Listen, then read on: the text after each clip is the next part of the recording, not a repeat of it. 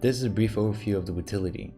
On the left hand side you can see 4 profiles. There's 1 digital profile and 3 analog profiles. You can switch in between by clicking them or by changing the profile on your keyboard. On the left bottom side we have 4 icons. First one being if there's update available. If it's yellow means there's an update for the Wootility or for the keyboard. The second one, if the keyboard is connected. If it's green, it means it's connected.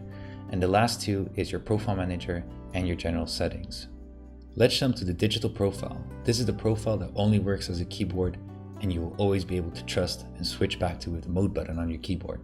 Here we can change the individual RGB colors by simply choosing a color and clicking on one of the buttons. It will instantly show a preview on your keyboard so it's easy to know if you like the color or not. Instead of clicking, you can also choose to click and hold the button down and drag your mouse over all the different buttons. If there's a color you really like, you can choose to save that color in your color picker on the bottom.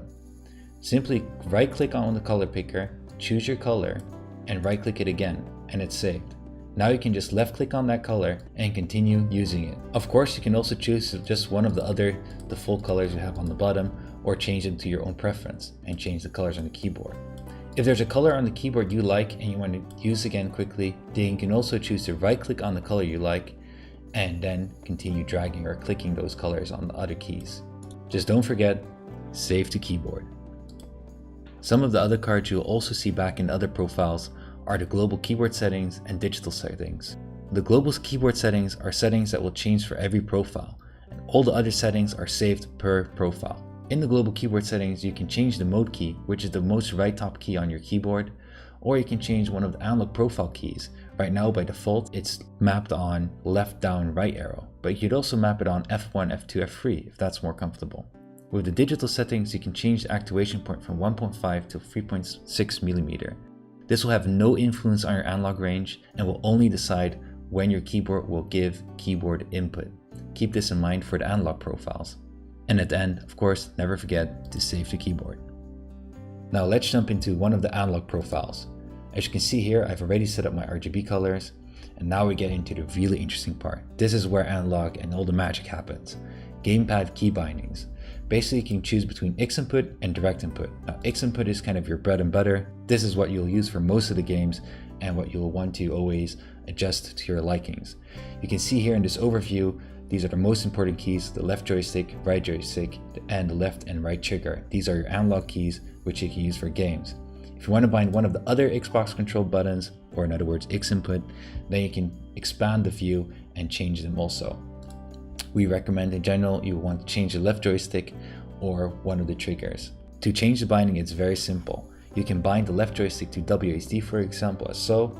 I click on the box, I press the key I want, and I continue so until I have all my keys bound. If you want to remove a key, just simply right click and it will automatically remove the key binding.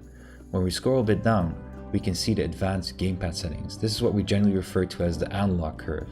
Now this is a bit more advanced. We recommend you go to our knowledge base to find more information about how to set this up. In general, you're pretty good if you choose either the linear curve or the aggressive curve for most games. Right next to the advanced gamepad settings, we can see the digital settings and global keyboard settings again. These are the same as the digital profile, but in this case, on the analog profile, digital settings are optional.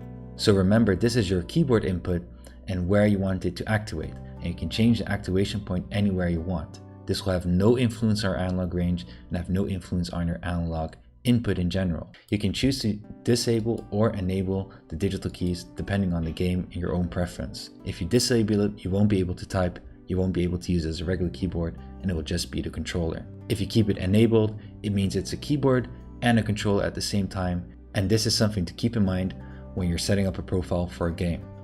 When you scroll down a bit further, you can find DKS, which stands for double keystroke. Basically, you can bind 2 actions on a single key. Now this is still very experimental and it's an advanced future. We recommend you go to the knowledge base to find out more information. And at the end, of course, never forget to save the keyboard. Now you know how to set up an analog profile. Now let's take a look how you can save and share them. You can go to the profile manager, which is on the left bottom of the Wootility. You can save a profile by first giving the name, then the description, and then choosing which analog profile you want to save. After you've pressed save, you'll find it in your profile manager on the bottom. Now you can load the profile to any of your analog profiles, whenever you want. If you press the load button, it will give you a pop-up, and you can choose if you want to load the colors, gamepad bindings, or double keystroke to load to any of the 4 profiles. Now obviously in the digital profile, you can only change the colors. Just press load and it will go. To share a profile, you can press the share icon on the most right side of the profile. You just wait a second and then it will copy a code to your clipboard. You can give this code to somebody else and they can paste it right here at the import profile code and then press import, and it should import the profile into your Wootility. And that's how you can easily use the profile manager. Now finally we have the general settings, which you can find on the left bottom at the gear icon. Here you can do some really general things, as for example disable X input. Now you might want to disable X input because it's giving you weird artifacts or weird things in the game that you don't like. Just keep in mind when you press it, it will close the window and restart your keyboard with the X input disabled. You can also choose to reset all your keyboard settings in here. It will load all of the full profiles we had at factory onto your keyboard.